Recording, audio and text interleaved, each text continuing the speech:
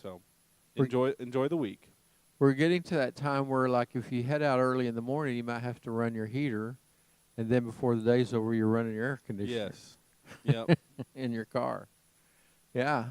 Well, great. The weather report. Well, Ray, we have a birthday going today. We do.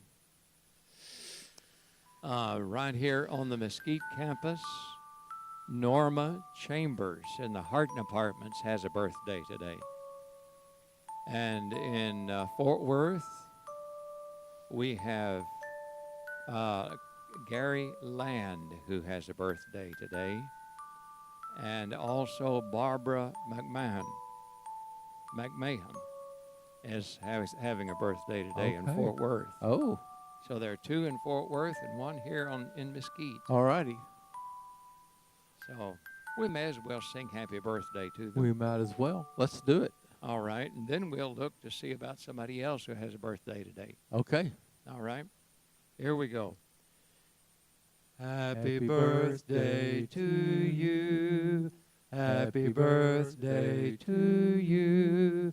Happy birthday, God bless you. Happy birthday to you.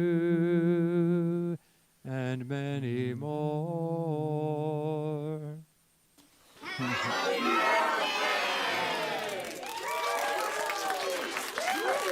Woohoo! You guys have a happy birthday, eat some cake, have fun. You look, it's the middle of the week. You might as well make it a birthday week. Come on. Go ahead and do it. Well, Ray, who else is having a birthday today? Well, today would be the birthday of Theodore Dr. Seuss Geisel. Oh, How about him? He was born in 1904, lived to 1991. He was an editor-in-chief of his Dartmouth College humor magazine, Jack-O-Lantern, before becoming a famous children's book author and illustrator.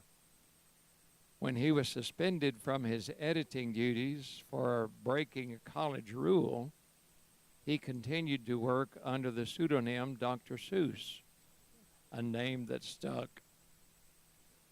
Geisel worked in drawing, advertising, and political cartooning during World War II, but subsequently turned to writing children's books. After reading an article about the poor quality of children's literature, Geisel wrote the book, he wrote the book, The Cat in the Hat. Its illustrations, rhythmic verse, and simple language changed children's books forever. And here's a quote from Theodore Geisel, or Dr. Seuss. He said, "I like nonsense. It wakes up the brain."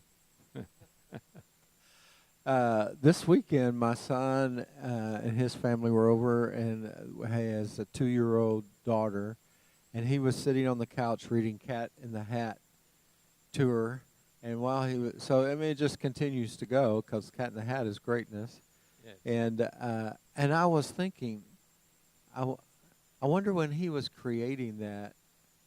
I mean, does that stuff just flow for him, or does he work it and he reworks it and reworks it? You know, Yeah, it's kind of amazing. it is. You know, just the way he's able to do the rhymes and make them fun. Yes. Yeah. And still tell a story. Yeah, so still telling the story. It's kind of amazing. Well, today is trivia day here on the morning show, and last week Byron wasn't here. Bailey was with us, and Bailey stumped us pretty good. Yeah.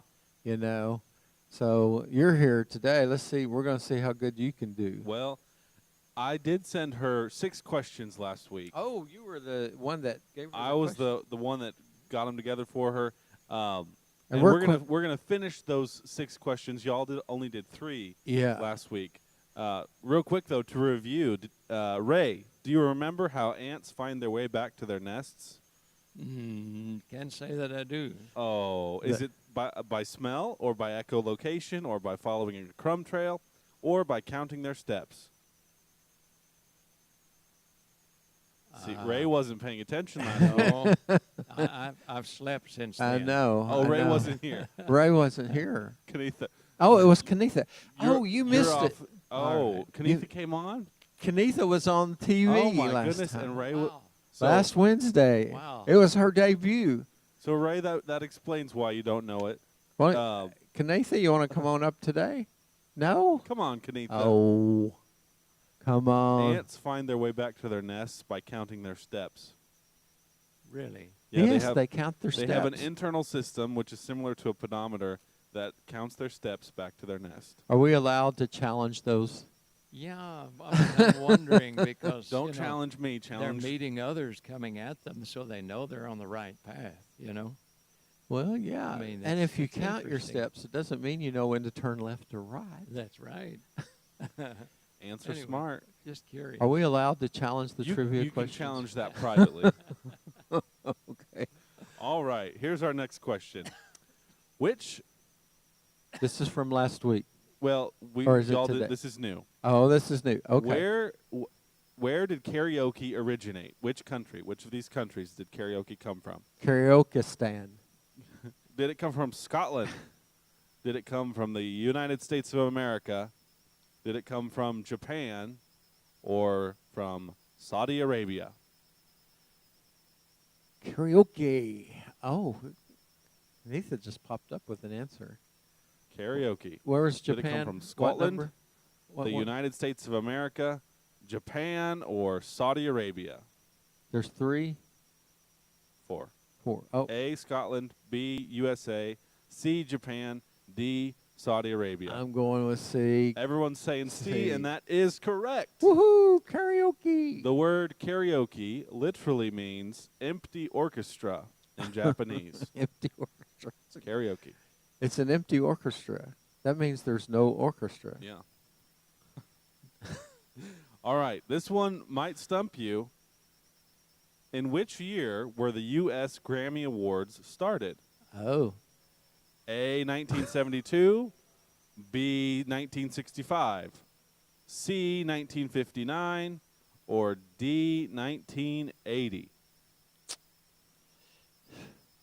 Let's run through those again. A, 1972, B, 1965, C, 1959, or D, 1980? A, B. Kenitha, what do you think? 1959. A, B, and B. Well, it's actually C, 1959. Ah. Some of the very first winners of the Grammy Awards included Frank Sinatra and Ella Fitzgerald. Oh, well, how about that? Can't beat that. I had no clue, 1959. This one's kind of easy, so y'all will probably get it, but who knows? Studies have shown that termites chew wood up to 2 times faster when listening to which genre of music? Okay, let me read that again. Rap music. Studies have shown that termites chew wood up to 2 times faster when listening to which genre of music? Is it A, country western? Is it B, classical? Is it C, rock and roll? Or D, heavy metal?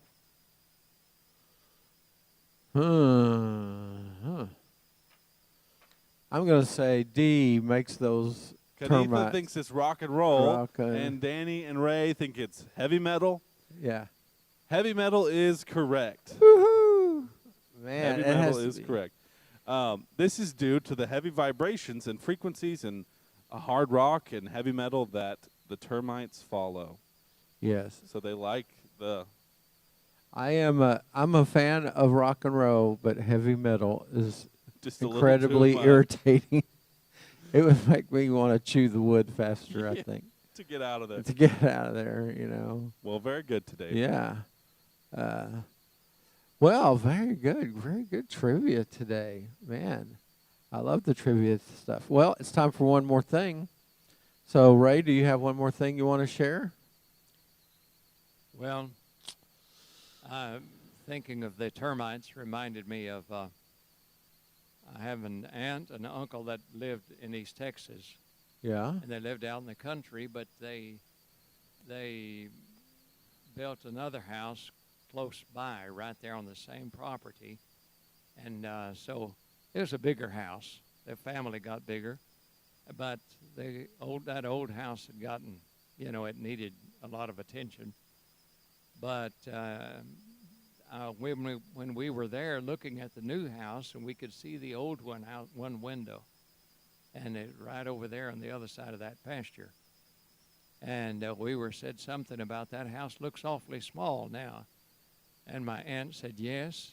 She said, but the only thing that's keeping that house standing is the termites are holding hands. Termites holding hands, keeping that house up. So All right. I thought that was interesting. How can a pant pocket be empty and still have something in it? How can when your hand's in it? A pant pocket be empty and still have something in it? Oh, you see, you get it right off the bat. You put. I don't know. I don't know if that's right. Empty. Well, when it has a hole in it. Oh. It's still empty. There you go. All righty. Pretty good. Pretty good. Have you ever heard someone say, mind your P's and Q's? Yes. Mind your P's and Q's. Do you know what that means? Well, I think it means. Ray said pints and quarts. Could be. Well. Mind your P's and Q's means stay in your own business. Sure. Mind your manners, mind your language, watch yourself. Yeah.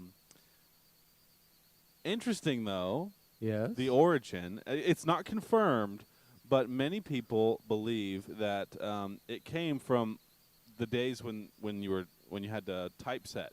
Yeah. And you would put the individual letter in to make the word, and then you'd for printing presses and whatnot. And as you may know, that has to be backwards. And so if you were putting it in, you might put a P instead of a Q, and then the word would be misspelled. Oh. So you had to be very cognizant of which was a P and which was a Q and what way the thing was facing. Does that make sense? Yeah. So a lot of people believe that saying, mind your P's and Q's, came from there. Came from that. Which means be careful about what you're doing. Yeah. I just thought that was interesting. I thought that was interesting too. I had never thought about. I like hearing stuff about how do we come up with these sayings, So that's all really good. Well, this morning I use my Alexa as my alarm clock. So it goes off, and then I thought, and here's how I just thought I'd share with y'all how I use my Alexa alarm clock. Then I ask it about the weather. So Alexa gives me the weather. Then I ask the Alexa, how's the traffic today? And it tells me the quickest route to get here to Christian Care. Really? In the morning for me to take. It tells me how long it'll take. And if there's lots of traffic, it'll tell me there's lots of traffic. And so I asked it, I said, today, can you tell me a fun fact? And it told me that I thought, this is so obscure. In New York, the price of riding a subway and the price of a slice of pizza has always stayed the same.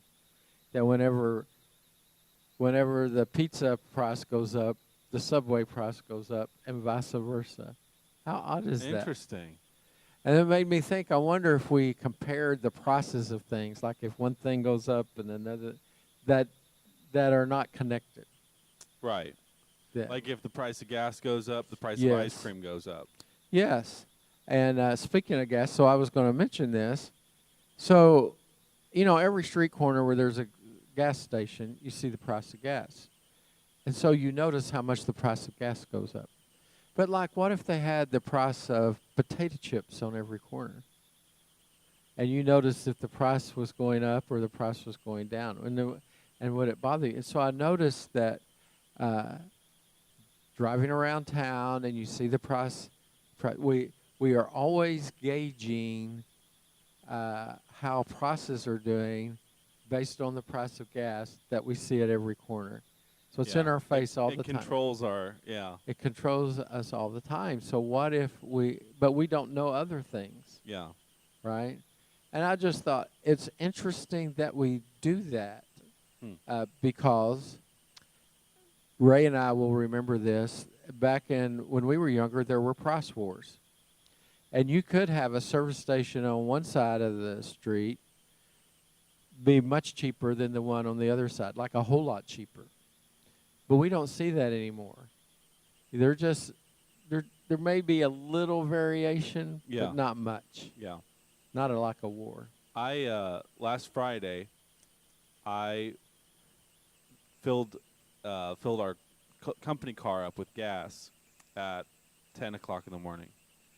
And then I left to fill up my car at 3 p.m., and gas had gone up 20 cents over there. But that was when it had that jump, and I was kicking myself.